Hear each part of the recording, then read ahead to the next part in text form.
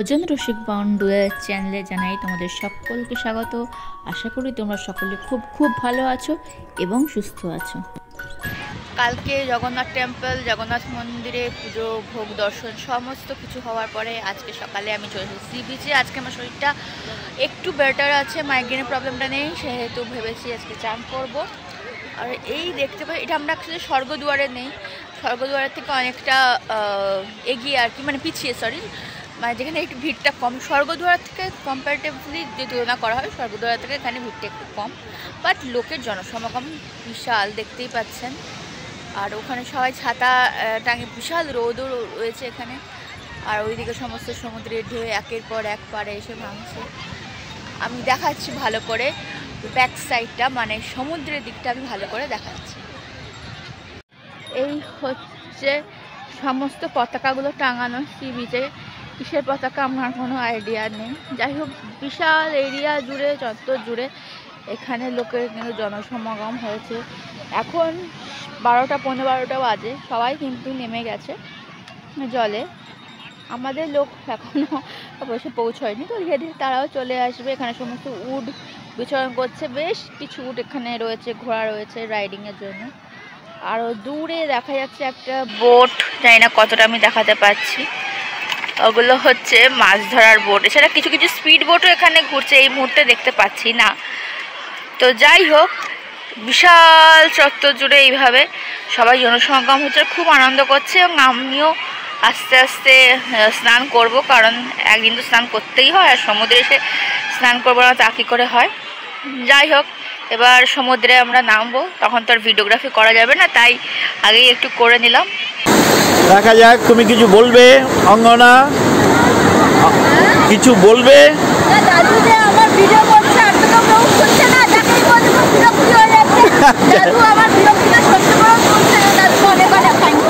Thank you, welcome. আচ্ছা, very much welcome. তুমি একটা তুমি এই ঢেউ আসছে, অঙ্গনা স্টেডি হয়ে দাঁড়িয়ে আছে, তখন শিখে গেছে কি করে ঢেউ কাটাতে হয়।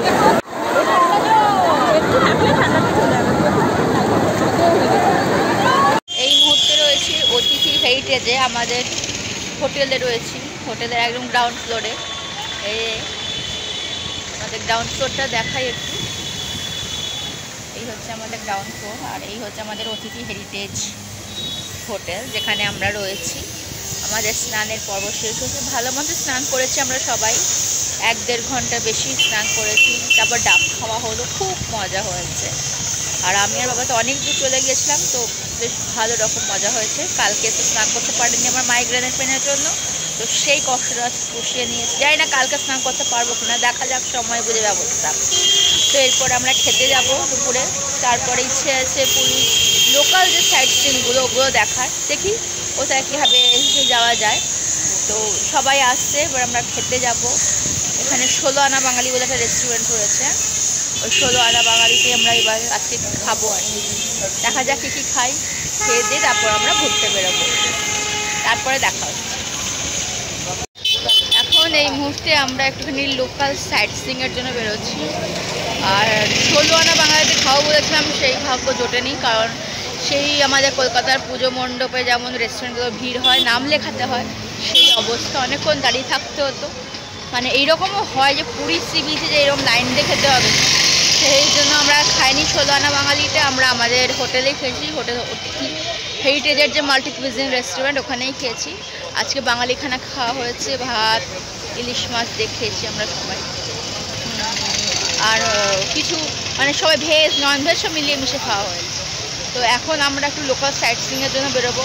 ওইখানে বাবা দাদু অটোর সাথে কথা বলছে, মানে দরদাম করছে আর কি। আর এখন সানসেট হচ্ছে, বেশ ভালো লাগছে, সি বিচের পাশে সানসেট হচ্ছে। আর ওয়েদারটাও বেশ সুন্দর। এখন একটু বিকেল বিকেল একদম ঠান্ডা হাওয়া বইছে, আর সমুদ্র ধারে ঠান্ডা হাওয়া মানে বোঝাই যাচ্ছে একটু শীত করছে। তো এই জন্য আমি সোয়েটারটা পরে নিয়েছি। আর দেখি আছে কতটা কীভাবে ঘোরা যায়। খুব শব্দ আসছে হয়তো, ওই জন্য আমি জানি না কতটা শব্দ শোনা যাচ্ছে।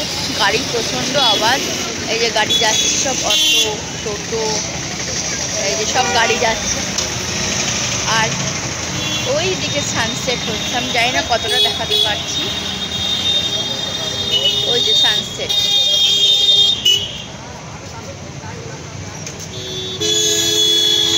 তো এবার আমরা আস্তে আস্তে ধীরে ধীরে বেরোবো, তারপর আস্তে আস্তে আপনাদের সবগুলো একটু দেখানোর চেষ্টা করবো। চলুন দেখা যাক। কি সুন্দর লাগছে, শুধু দেখুন সানসেটটা, অপূর্ব সুন্দর লাগছে, পুরো কুসুমের মতো, একদম অসাধারণ। এখানে সানসেট হচ্ছে, এদিকে নাগরদোলা, যেহেতু সন্ধে সন্ধে হয়ে এসছে যেন সব লাইটিংগুলো জ্বলতে শুরু করবে। এখানে কিন্তু প্রচুর টোটো অটোর বেশ রমরমা কাণ্ড।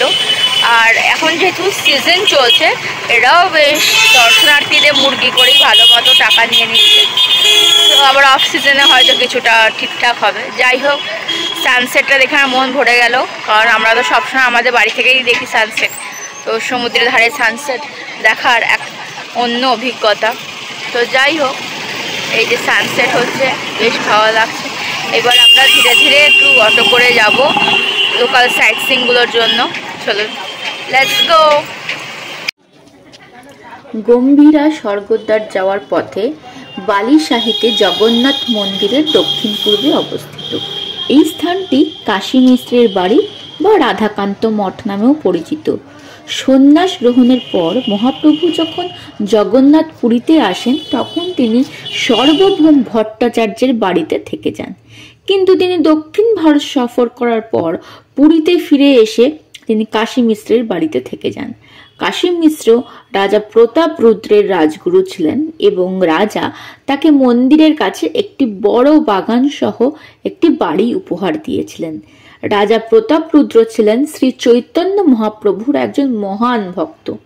তিনি সার্বভৌমাকে পরামর্শ দিয়েছিলেন যে মহাপ্রভু কাশী মিশ্রের বাড়িতে থাকতে পারেন। অভ্যন্তরে মহাপ্রভুর কমণ্ডল, পাদুকা প্রভৃত জিনিস সজ্জিত রয়েছে। শ্রী চৈতন্য মহাপ্রভু কাশী মিশ্রের বাড়িতে গম্ভীরা নামে একটি খুব ছোট ঘরে থাকতেন। তিনি তার প্রকাশিত বিনোদনের শেষ 12 বছর ধরে ক্রমাগত গম্ভীরাতে ছিলেন। কক্ষের ভিতরে একটি বাক্স রয়েছে যাতে মহাপ্রভুর কমণ্ডলু, পাদুকা এবং রঞ্জি রয়েছে। কাশী মিশ্রের বাড়িতে শ্রী শ্রী রাধাকান্ত, কাশী মিশ্রের বাড়িতে শ্রী শ্রী রাধাকান্তের পূজা হয়। রাজা প্রতাপ রুদ্রের পিতা শ্রী পুরুষোত্তম দেব কাঞ্চিপুরের রাজাকে যুদ্ধে জয় করেন এবং 3টি দেবতা নিয়ে ফিরে আসেন: রাধাকান্ত, সাক্ষী গোপাল এবং ভদা গণেশ। জগন্নাথ মন্দিরের ঠিক পিছনে একটি অভ্যন্তরীণ উঠানে এখনো ভদা গণেশের পূজা করা হয়। কথিত আছে রাধাকান্তও কিছু সময়ের জন্য জগন্নাথ মন্দিরের অভ্যন্তরে পূজা করা হয়েছিল, কিন্তু স্বপ্নে ভগবান জগন্নাথ রাজা প্রতাপ রুদ্রকে রাধাকান্ত দেবতাকে সরিয়ে দেওয়ার জন্য জানিয়েছিলেন, কারণ তিনি তার ভোগ প্লেট থেকে সব সুন্দর জিনিস নিচ্ছেন, এবং তাই রাজা তার গুরুদেব কাশী মিশ্রকে রাধাকান্তকে তার বাড়িতে নিয়ে যাওয়ার জন্য অনুরোধ করেছিলেন। কাশী মিশ্রের সময় এখানে শুধুমাত্র শ্রী রাধাকান্তের পূজা করা হতো। পরে যখন গোপাল গুরু মঠের মহন্ত হন, তখন তিনি শ্রী রাধাকান্তের বাম পাশে শ্রীমতী রাধারানীর একটি দেবতা এবং ডান পাশে শ্রী ললিতা দেবীর একটি দেবতা স্থাপন করেন।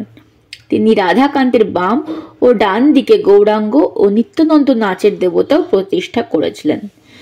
বক্রেশ্বর পণ্ডিতার শিষ্য গোপাল গুরু শৈশব থেকেই গম্ভীরাতে মহাপ্রভু সেবা করেছিলেন। বক্রেশ্বর পণ্ডিতের অন্তর্ধানের পর গোপাল গুরু শ্রী শ্রী রাধাকান্ত এবং গম্ভীরার সেবার দায়িত্ব পান। আপনি পূর্ব দিকে মুখ করে শ্রী রাধাকান্ত মন্দিরের প্রবেশদ্বারে গোপাল গুরুর দেবতা দেখতে পাবেন। গম্ভীরা দর্শন করে এসে আমরা সমুদ্র তটে ফিরে আসি। চারিদিক বিভিন্ন হোটেল আলোয় আলোকিত, সেই দৃশ্যই তুলে ধরছি সকলের সামনে। এরপর ধীরে ধীরে আমরা সমুদ্রের ধারে যাব এবং সকলে মিলে চায়ের আড্ডায় মেতে উঠব। এরপরে কফি খাবে তো?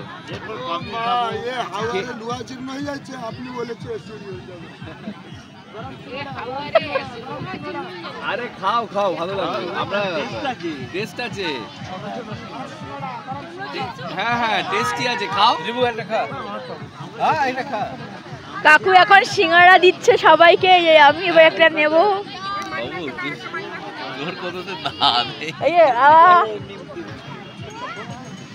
ভালো খারাপ না, না না বউ তুমি খেও না।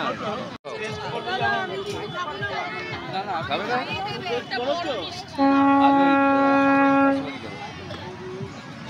এই মাইমা, এই মদনমোহন বলো, মদনমোহন খেয়ে দেখো। আচ্ছা তাহলে দাও, দাও বিষ্ণু দাও বা বিষ্ণুটাকে এগিয়ে দাও। বৌদি খেয়ে দেখো, মিষ্টি বাদ দিয়ে। আচ্ছা সবই মিষ্টি দাও, আর দুটো দাও। আপনি খাও না? বন্দি কি খাওয়ার ইচ্ছা আছে? একটা ইচ্ছা আছে নাকি? দাও একটা দাও। আচ্ছা দাও, আমার কোনো আপত্তি নেই। ওয়া তোমার, আমি তো অন্য কারণে বললাম। তাহলে আর এক জায়গায় দাও। রিবু খাবি তো? রিবু মতো দেবো। হ্যাঁ খাও। এই যে এইদিকে দাও, এদিকে দাও। এই না তোর চা, ওইখানে দিয়ে এসো। চায়ের আড্ডায় সপরিবারে গল্প সল্প করার পর আমি একদম সমুদ্রের ধারে চলে এসেছি ঢেউয়ের অসাধারণ দৃশ্য অবলোকন করব বলে। সেই সান্ধ্যকালীন সমুদ্রের যে গর্জন, একের পর এক ঢেউ ভাঙার আওয়াজ, তার সৌন্দর্য এবং তার মনোমুগ্ধকর কি বলবো দৃশ্য, সেটাই একটা অসাধারণ লাগে। আর এই সমুদ্রের আওয়াজটা আমার কাছে বড়ই মধুর এবং মোহিত হয়ে যেন শুনেই যাই, অসাধারণ লাগে। তো এই সন্ধে হয়ে গেছে, পুরো চারিদিক অন্ধকার, তার মাঝে ঢেউ একটার পর একটা ঢেউ আসছে, সাদা ফেনার মতো ঢেউ পাড়ে এসে ভাঙছে। সে দৃশ্যটা কিন্তু অসাধারণ লাগছে। আর জানি না আবার কবে আসতে পারবো, তাই যতক্ষণ আছি একদম জমিয়ে আনন্দে মন পুষিয়ে নিচ্ছি। আমাদের সপরিবারে পুরী ভ্রমণের তৃতীয় ব্লগ এই অবধি। আমি চেষ্টা করেছি গম্ভীরা নামক স্থানের মাহাত্ম্য এবং তার ইতিহাস তুলে ধরতে। জগন্নাথ ধামের সাথে গম্ভীরা স্থানটিও অবশ্যই দর্শন করবেন পুরী ভ্রমণ করতে এলে। যদি আমার এই ভিডিওটি ভালো লেগে থাকে, প্লিজ চ্যানেলটি সাবস্ক্রাইব করবেন, ভিডিওটি লাইক করবেন, ভালো লাগলে কমেন্ট করবেন এবং শেয়ার করে দেবেন। সকলে খুব ভালো থাকবেন, সুস্থ থাকবেন এবং সকলে ভিডিওটি দেখার জন্য সকলকে জানাই অসংখ্য ধন্যবাদ।